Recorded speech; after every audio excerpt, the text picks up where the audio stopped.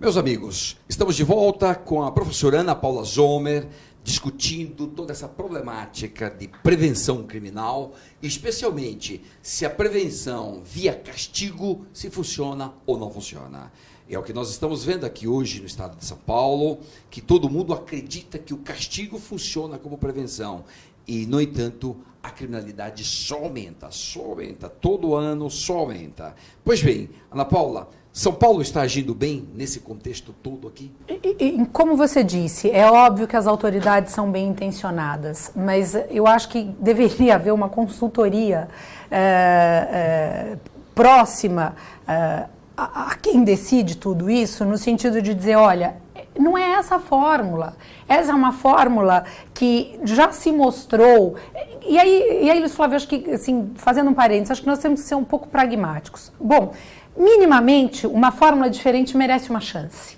Porque se essa fórmula que vem sendo aplicada, né, desde a lei dos crimes hediondos, veja quantos anos nós já temos aí, né? O que aconteceu com o homicídio? Ele só subiu. Ele só aumentou. A única diferença que aconteceu com a lei dos crimes hediondos é que aqueles capitulados como simples passaram a ser capitulados como qualificados para entrar no 8.072.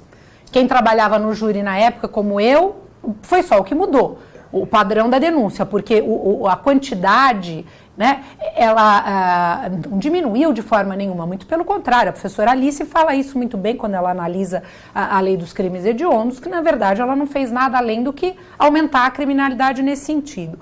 Ora, se nós estamos vendo que a criminalidade aumenta assim, não seria o caso de pelo menos dar uma chance para uma outra forma, que não fosse o recrudescimento da lei penal?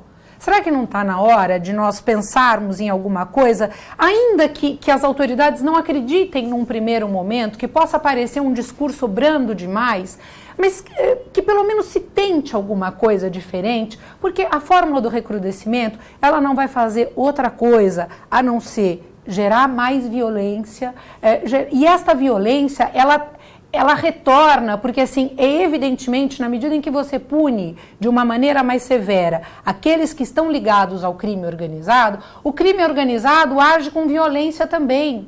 Então, se você não consegue desmantelar o crime organizado, tirando o apoio que ele tem do Estado Democrático de Direito, e isto é evidente, por mais que se negue, os bons acabam pagando pelos maus, se você não consegue fazer isso, a resposta do crime organizado é violência também. Porque assim como a polícia está matando indiscriminadamente, o crime organizado mata indiscriminadamente também.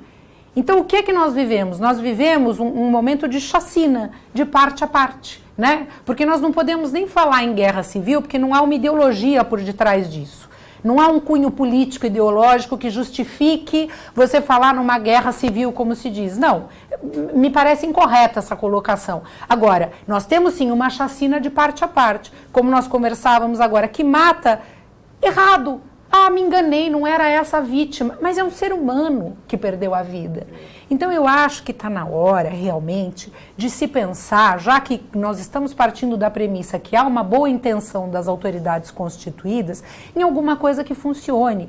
E a primeira coisa que funciona numa situação como essa é assumir que nós não estamos ganhando do crime organizado, que o que se ganha do crime organizado se ganha, entre aspas, aparentemente, quando se compactua, quando se traça algum tipo de acordo com esse crime organizado. Isso é uma verdade, sabe? Todo mundo que lê jornal, que vê a violência sabe disso. E assumir isto no sentido de, olha, o erro é esse e a partir de agora nós vamos consertar. Eu acho que não há nenhuma vergonha nisso. Muito pelo contrário, eu acho que isso é importante. É assumir o que está acontecendo para melhorar efetivamente. Recrudescer a lei penal não vai melhorar absolutamente nada. Nós teremos respostas mais duras. Nós estamos assim, criando uma possibilidade de outras mega rebeliões, no meu modo de ver, sabe? E nós estamos tendo uma resposta dura aonde inocentes estão morrendo por falta de uma política pública adequada e eficaz, que não passa pelo recrudescimento da lei penal. Isso, então, as declarações no sentido de que o governo venceu, o governo está vencendo, a questão toda que fica é: o governo venceu o crime organizado em São Paulo ou o governo convenceu a fazer um acordo? Eu acho que nesse momento nenhuma coisa nem a outra. Eu acho que nesse momento nós E ao longo estamos... de 2006 até 2011? Eu acho que houve um momento de trégua. Momento de trégua que agora, evidentemente, não está mais acontecendo. Eu acho que nós não temos nem mais trégua e nem mais domínio sobre o que está acontecendo. E acho que isto, assim, deve ser encarado dentro de uma perspectiva concreta, real, sob pena de não se resolver. Sabe? Então, aproveitando todos aqueles que são bem intencionados, mas talvez estejam equivocados no seu modo de encarar o problema, sabe? E que a coisa se resolva de outra forma. Ainda que ela não se resolva a curto prazo, mas que ela se resolva definitivamente. Mas aí é que está. A questão toda é que o crime organizado vive de lucro. Não existe crime organizado para fins beneficentes. Com certeza. Não existe. Liga das Senhoras do Crime Organizado. Para ajudar as criancinhas desamparadas não é o caso. do bairro Heliópolis. Crime organizado não existe para isso. Existe para ganhar dinheiro. Claro. E no momento em que existe qualquer tipo de prejuízo, alguém está prejudicando, entrou, isso gera naturalmente violência. Com certeza. Então, no fundo, é isto. Nós não controlamos a questão das drogas e do tráfico de drogas, a distribuição, que é que está a fonte. Exatamente. A fonte de receita maior é essa. Sem controlar isso, o que acontece? O crime organizado cada vez mais forte, fica cada vez mais rico. O PCC está muito rico. Muito rico. E muito forte. Com sucursais, inclusive, agora fora do Brasil. Então, a questão toda... Não teria que estar trabalhando na prevenção do tráfico de entorpecentes e das drogas? Outro dia eu lia um artigo, eu não me lembro aonde exatamente, mas dizendo sobre o número de encarcerados na Fundação Casa, na antiga FEBEM. E nesse artigo havia declarações de alguns adolescentes que vinham ao encontro exatamente do que nós tentamos, de alguma maneira, colocar nesse livrinho aqui da prevenção. Dizendo que, olha, o que o tráfico me oferecia era muito mais do que eu podia conseguir. Eu perdi. A menina dizendo assim, eu perdi, porque eu queria a roupa de marca, eu queria o tênis. É aquela coisa do Merton, da sociedade esquizofrênica, anômica, né? Onde você oferece um número de bens de consumo cada vez maior. Né? Se nós vamos pensar em termos só de informática, o que você tem hoje de bens de consumo... Né? Eu quero um iTouch, eu quero um iPod, eu quero... tanto tanto tanto... que você não sabe nem por onde você começa. Né? Esses bens de consumo, quem tem acesso a eles? Sabe? Então aí você entra exatamente dentro do que o Merton falava, né? Da sociedade anômica e esquizofrênica. Como é que você previne a criminalidade dentro de uma sociedade dessa? Tornando ela menos desigual. Dando às pessoas a possibilidade de atingir determinados bens de consumo que são insistentemente colocados na mídia, nos outdoors, nas televisões, etc., para as crianças, como bens que representam sucesso, status, bem-estar, etc., dando a essas pessoas condições de conseguirem todos esses objetivos que a sociedade propõe como válidos, na visão do Merton, que trouxe essa teoria da anomia do Durkheim para dentro da criminologia, né? Dando a essas pessoas meios legítimos de conseguir isso. Porque você não pode pretender que uma pessoa que ganhe um salário mínimo, ainda que ele venha sendo valorizado ao longo desses últimos anos, tenha qualquer condição de, por exemplo, pagar uma escola particular para o seu filho. Sabe? Você não tem como. E aí mas você continua dizendo para esta mesma pessoa que recebe um salário mínimo que, para ela se inserir validamente num contexto social, o filho tem que estudar numa boa escola, tem que poder viajar de vez em quando, tem que ter um bom tênis, tem que fazer um passeio, ir para um cinema, etc. Isso é risível, como nós dissemos no começo. Então, de que distribuição, de que sociedade nós estamos falando? De uma sociedade esquizofrênica, como Merton disse. E aí você faz o quê? Você vem naqueles métodos que o Merton descreve tão validamente sobre formas de reação a uma sociedade anômica. Uma delas é a inovação. Você sabe disso tão bem quanto eu. Como é que você inova? Você inova criando outros meios para atingir os mesmos objetivos que a sociedade te propõe. Um desses meios é a criminalidade.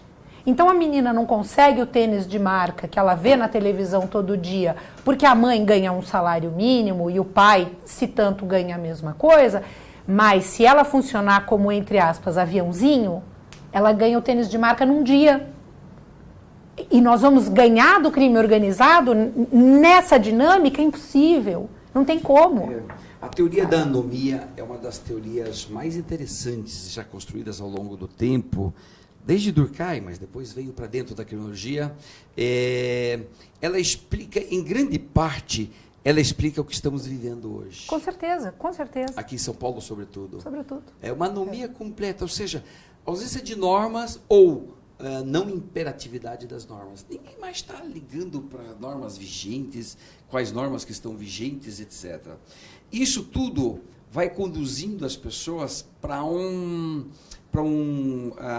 estágio primitivo. Primitivo. Nós estamos nos primitivizando. Concordo com Ou você. seja, estado pré-moderno. Nós estamos. Voltamos para hobbies. Nós estamos. E nós estamos, eu acho, assim, além de nos primitivizarmos, esta relação que aquele que consegue atingir os meios, os objetivos de que Merton falava, porque tem meios à sua disposição para tanto, a relação dele com aquele que não tem, no meu modo de ver, é uma relação além de primitiva, ela é bárbara.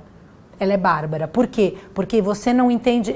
Eu cresci com meu pai me dizendo uma frase assim, que a pobreza em qualquer parte ameaça a riqueza em toda parte.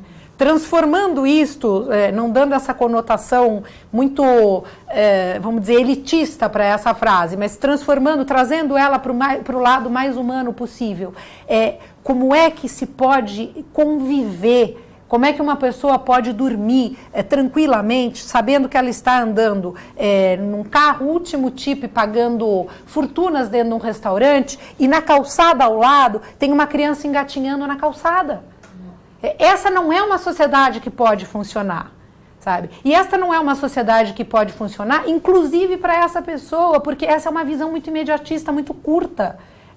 Quanto mais pessoas eu tenho dentro de uma sociedade de consumo que podem consumir, é melhor para essa pessoa também. Mas nós estamos vivendo a era da impessoalidade, a era em que só conta a pessoa e o seu próprio umbigo, com o perdão da expressão. Então, a pessoa é encastelada dentro dos seus próprios valores, dentro das suas próprias necessidades, sem ver o outro. E na medida em que você não tem empatia, e aí nós vamos para o campo da psicologia, quando você não consegue se pôr no lugar do outro, quando você não consegue ter empatia e respeitar que o outro tem tanto direito quanto você de viver dentro de uma situação digna, confortável, etc., respeitando as leis de livre iniciativa. É claro que você não precisa estratificar a sociedade. É claro que aquele que trabalha mais tem direito a ter mais. O que está errado não é isso. O que está errado é o que trabalha também não ter direito a nada. Esta valoração que está equivocada. Porque se você se esforça mais do que uma determinada... Se você se sobrepõe à média, evidentemente, tirar de você a possibilidade de você ter mais, eu tiro de você também o estímulo. Então, eu não estou pregando aqui um comunismo, uma estratificação. Pouco importa quanto você fizer, você vai receber o mesmo. Isso é tirar o estímulo da pessoa, é tirar dela a livre iniciativa. O que eu digo que é anômico e que é surreal, que nós continuemos convivendo com esse tipo de colocação, é a pessoa se esforçar e trabalhar e não ter direito a absolutamente nada. Aí sim a teoria do Merton vem com uma força incrível, porque eu fico me perguntando, seria difícil nós assumirmos que se nós estivéssemos trabalhando, pegando ônibus, trabalhando honestamente, etc., e nós tivéssemos um filho passando fome, a despeito do nosso esforço pessoal, parece muito absurdo que essa pessoa pense em delinquir? Parece muito absurdo se ela vira a bolsa, por exemplo, da patroa com R$500 dentro, sabendo que ela não tem leite para levar para casa, sem justificar, mas dentro de um discurso realista, não de um discurso hipócrita. É muito absurdo imaginar que ela pegue 100 para dar leite para o filho dela?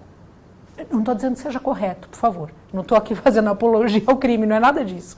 Mas vamos pensar sem hipocrisia. Vamos raciocinar dentro da condição humana, né? Porque é isso que nós somos. Não somos semideuses, não temos essa perspectiva. Dentro da condição humana, é absurdo imaginar que uma pessoa faça isso? Eu particularmente acho que não. Pois é, e veja as analogias que a gente pode fazer, né? O governador Alckmin outro dia disse assim: quem não reagiu está vivo, para justificar as mortes. Quem não reagiu está vivo. Agora, nós estamos vendo os jornais, toda hora você abre, está matando muita gente que não tem nada a ver com nada. Ou seja, o cara não reagiu e está morto. Está morto. O capitalismo neoliberal hoje diz assim: quem trabalha está bem.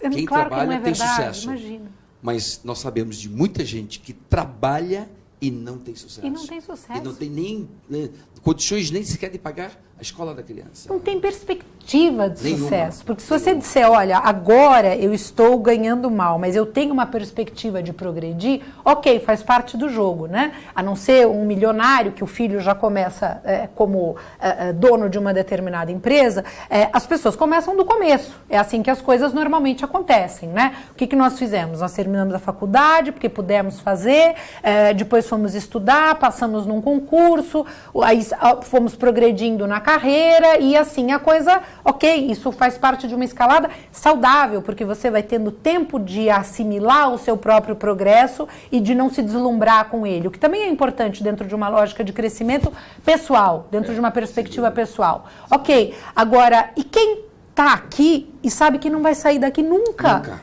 Como é que você faz? Desespero. É desespero, sabe? Pois bem, segundo bloco nós já vimos, vamos passar para o terceiro bloco dentro de poucos minutos, e hoje aqui recebendo então Ana Paula Zomer nas nossas tertúlias criminológicas. Já voltamos já. Até já.